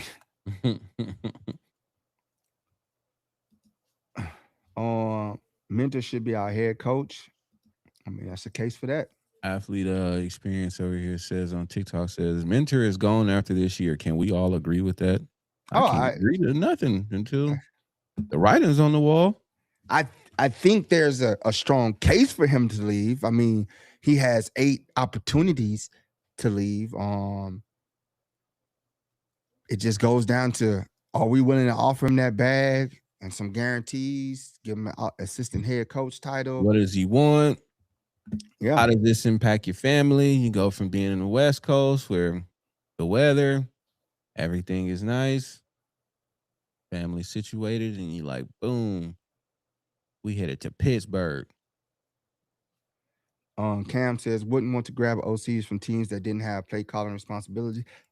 Why not? I would, because that mean they learned a lot, right? Their whole thing is they learned it. They're in the meetings, they're in the game planning, they're putting the game plans together. They got the headset on and they're watching the coach call the plays. Why wouldn't they know? You know what I'm saying? Mm-hmm. Sometimes best to just be OJT. Learn what works and doesn't. And you're watching him change it on the fly, and you're right there with him. So that's why I was like, I mean, why wouldn't you want to get somebody from Sean McVay tree? Even if he didn't call the plays, I still would want to entertain it. Like, bring him over. Give me some of that McVay sauce. You see how creative he is, man. This dude got Matthew Stafford at an MVP level, and he's just creative, man. Puka Nacua, he's just Puka Nacua up the A gap, Puka Nacua, like, you know it's coming and nothing you can do about it. He schemes, he put Puka in every position possible on the football field, and Puka's just balling. And that's just a great coach that's scheming. And you haven't even missed Devontae. You haven't even missed him. Don't even know he's not there. Well, they're cooking. This man says, I got one receiver and I'm going to wear you out with one receiver. And there ain't nothing you can do about it.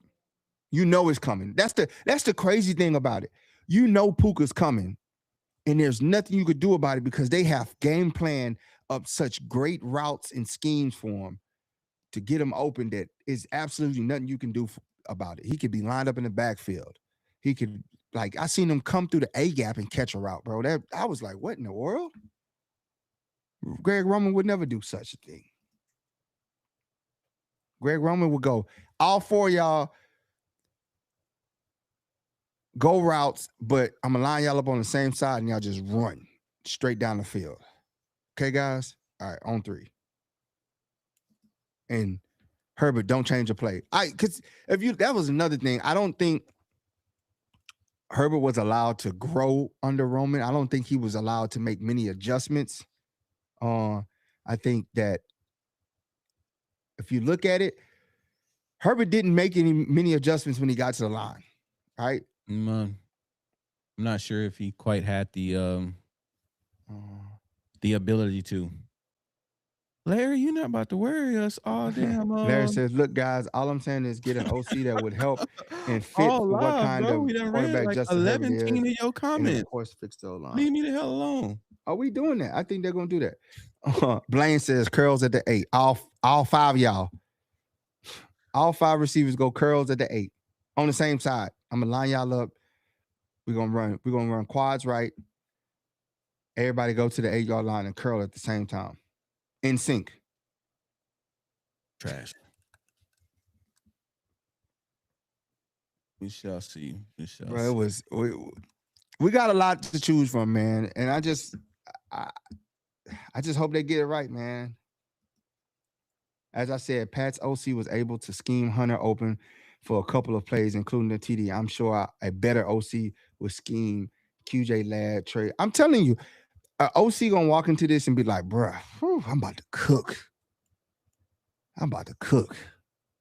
Sprinkle a little sazon on that thing. If we get the right OC, bro, we're gonna run it up. We're gonna run it up, dog. The talent level has 28 plus points per game with this squad. Now, get that line, get the offensive line right. If Keenan's not going to come back, replace Keenan with a receiver. I think we already got him in the room. KLS can get more playing time. Yeah, KLS can get more playing time, and Trey can do what Keenan do. Yep. Man, I mean, watching Trey in practice, man, in training camp, man, this dude. Remember that catch he had in that small window Herbert threw to him? He just jumped in the air looked like he jumped like 30 feet in the air. I know he jumped 30 feet, but in my mind, it's just beautiful, man. And it was so much hope and promise. Like the routes and stuff they were running in a training camp never made it to the field. Those playbooks never made it to the field. Neither did KLS, for real. I think what happened, Roman probably left his playbook at Burger King. And he didn't have it saved nowhere else. He didn't have it saved in the cloud.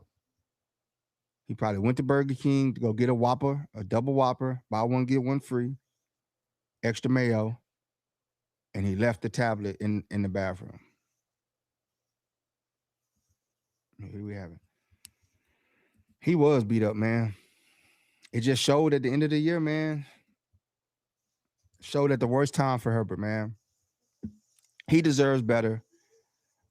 He put this team on his back, and I don't like how people were so quick to abandon him.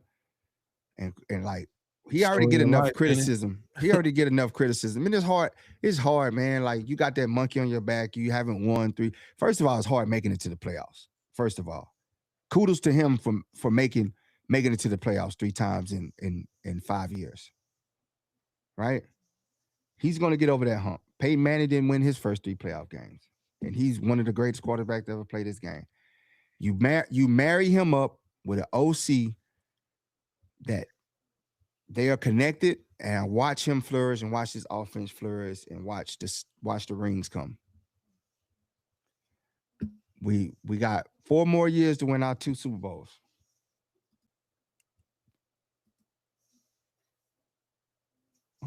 We are going to do a pre-draft with thoughts of going to the draft up in Pittsburgh. We got to see. It's Pittsburgh, man. What the hell are doing Pittsburgh? It's like Pittsburgh in April. What is there to do?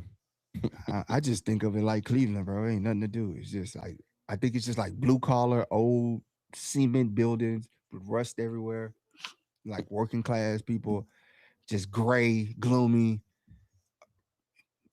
Damn, you describing Gotham, ain't you?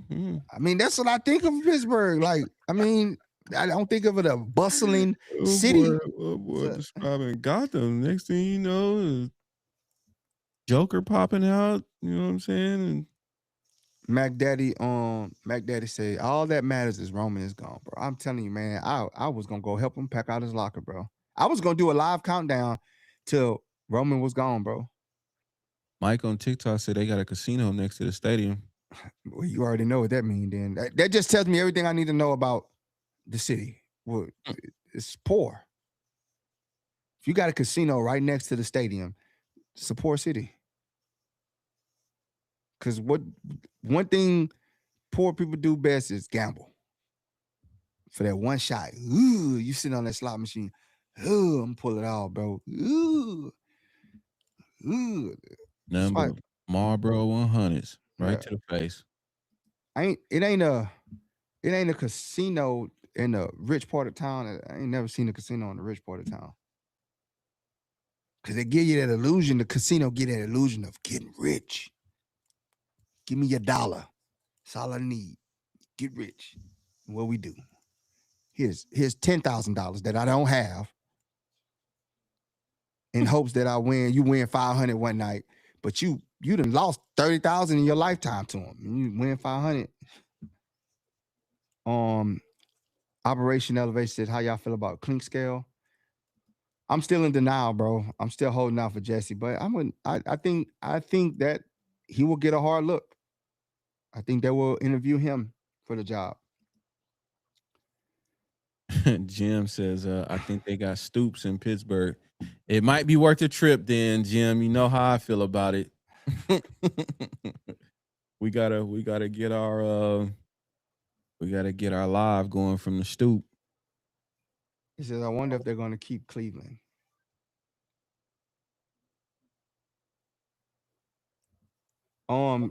Dave says Slater sounds like he's not. Slater is confident, bro. In his rehab, he said rehab went good. He is ready to go. If you seen him, bro, he looks healthy. Yeah, he looks healthy. He looked like he's down 15 pounds, but he's in shape. Like he's slimmed up, like physical. We'll see. Training camp come, man. We'll see. I don't care if he goes right tackle, left tackle. I don't care about him and all. I don't care where those two go. Right? As long as they're in the tackle position, I don't care who's left, who's right. As long as they're in the tackle position, them two guys are protecting Herbert's front side and back side, blind side. I don't care. Them two do whatever they want. But contract-wise, Slater's probably going to go back to left tackle because that's what they're paying him left tackle money for. Right? Back again, we said this last year after the Texans, 3 amigos. Remember, last year was the 3 amigos, the interior line. And we brought 2 of them back, and we added Becton. And it's just, I think Becton would have been good had Alt been over there because Alt could have hid his flaws, right? But we're gonna see, man. We need a center. Tyler Lindenbaum is at the top of all our lists, but is he at the top of Joe's list? Because I think that's the only list that matters. It's Joe Ortiz's list. We can wish, we can hope, we can throw out all these names. If he ain't on Joe Ortiz's list, glad you've come to the realization we don't got to do this in April, and everybody's like, yeah. Man. Larry says, here's his top 3 draft picks: Connor Lew, Logan Jones, Jake Slaughter. Because Joe Ortiz got us again, like during the draft. We was up here talking about all these other people. He said, Maury Hampton, bow.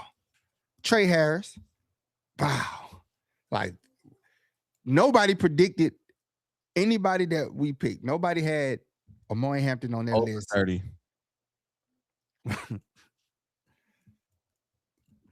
Free agency. We was all Coastin Loveland, Tyler Warren. Larry says, "If you mean Marlboro 100, Newport, man. Newport's if you for the culture." Yeah. Shame, you are 100% right. Alt was born into the Hall of Fame. If I think they need to go do a study, whatever town Alt came from, that's where you need to be looking for your future. You need to be going to those towns and seeing that they got more 6'7" big physical guys husking corn and hay around. What up, Shocker? Tapping in, my boy just got out of Caldwell. Jameer was a good pick, man. That reminds me, we need to bring Tart back, man. We got to bring T.R. Tart back. We're gonna get that bag to him. Han had a great year. Gonna get that bag to him. Gotta pay, man. Minnesota. Well, we got to go to that town in Minnesota and see if there's more. Minnesota is wild like that right now, boy. It's ripe for it right now. We can act like we immigration and deport them. Like you can snatch them up. It's wild times in Minnesota right now, y'all. Let me know what y'all find. Yeah. Athlete Experience says Mac is out. Romero says Tart and Oweh got to be a priority. Party good. Appreciate that. King George says, found you guys on my feed. Just we appreciate Appreciate you. you. Appreciate you for tapping Roman in. gone, baby. The fall of the Roman Empire. Man. Fall of the Roman Empire. Rome And has fallen. Rome is burning. offensive line coach, Mike Dalvin. Out of there. Out of there. You think Tito over Hand? Albania? I think Hand over Tito, man. Tart is that guy. We gotta sign Tart, bro. That's priority. Him and Owe. No, ma'am, says too soon over. My bad. About Minnesota. Let's not forget we wasted. Oh, I forgot about Junior Colson. Gotta get healthy. Gotta stay healthy. Man, we got. That's another thing. Linebacker position, man. Like, sheesh. Remains to be seen. But Bro, we got a lot. We got a lot to address. First, everybody know interior of the line. Resign the stellar players that we got. Interior of the line. OC, possible DC.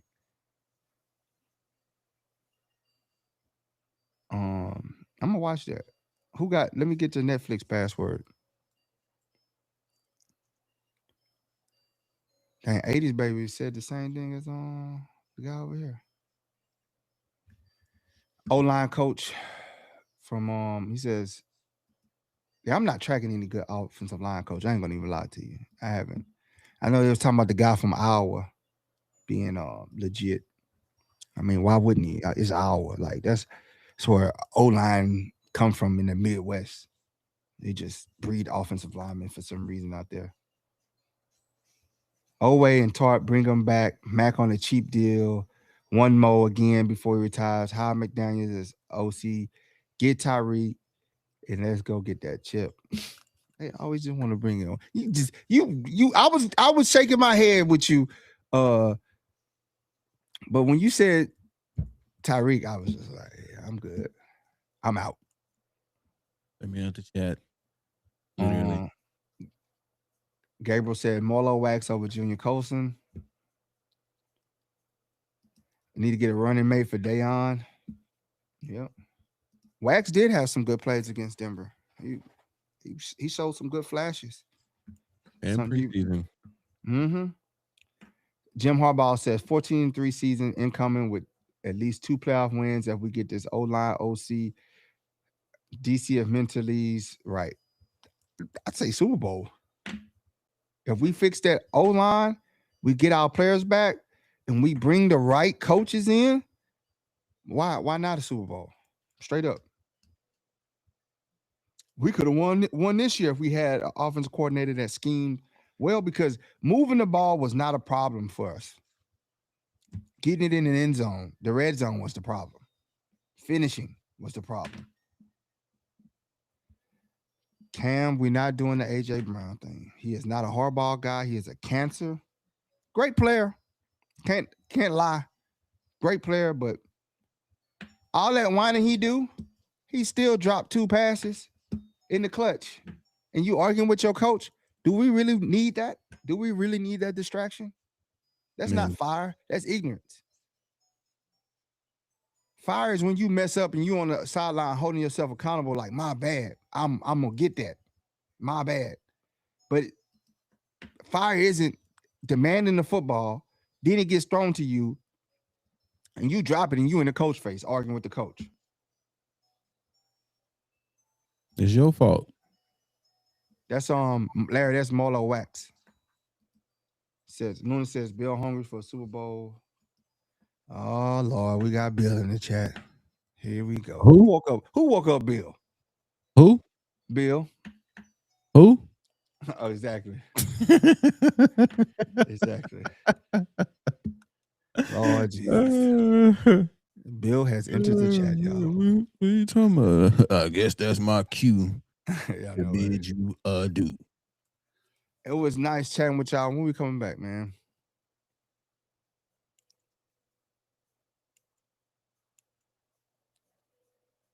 One, two, three, Cancun. That's We going to Cancun? For how long?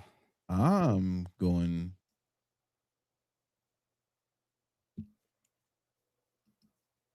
Super Bowl? I don't know where you going, Is Ron Rivera still coaching? Oh, 53 is Deshaun Phillips. Waxes.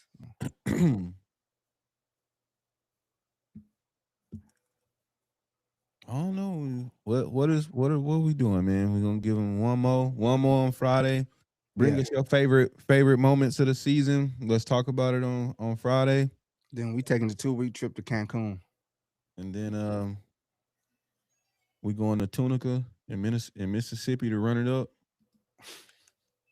Now we're gonna go scout. We're gonna scout at the casino. Pittsburgh. On Gabriel said, I still think we need a running back, a vet running back, a third. If they come in as a third running back, yeah. Larry says Phillips balled out. He needs more game time. Uh, Cam says is the best coaching option plus coaching jobs available in last decade. $2 billion on the O line. Smiley face. Need something on the O line. Do we get? Is they? Y'all think they're gonna let go of Boozman? I mean, 75.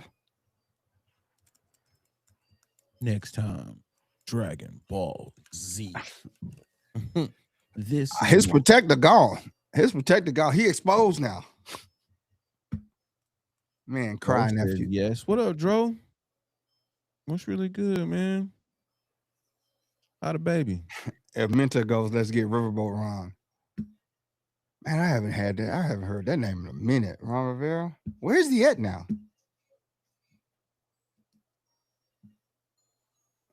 We need a Kawhi tree contract for the O line. Is that the one where they pay him outside of the organization? I'm telling you. Says it's Gore Jr. good. I don't know. He got activated for the playoffs. Damn, Dro said his baby is 9 months. No, Larry, we know who Ron Rivera is. I'm saying, when last time he coached? I just haven't heard Ron in a while, bro. Last I heard he was in DC. And once they got rid of him as the head coach, I haven't seen him coach. That's what I'm saying. That's why I'm like, I haven't seen Ron Rivera. Panthers, DC, after DC. Where is he? Let me out, though. I gotta go. All right. Close this out, bro. let me out the chat. We appreciate y'all for tapping in. We are gonna try, I guess, Friday. Come back with an episode to conclude our season.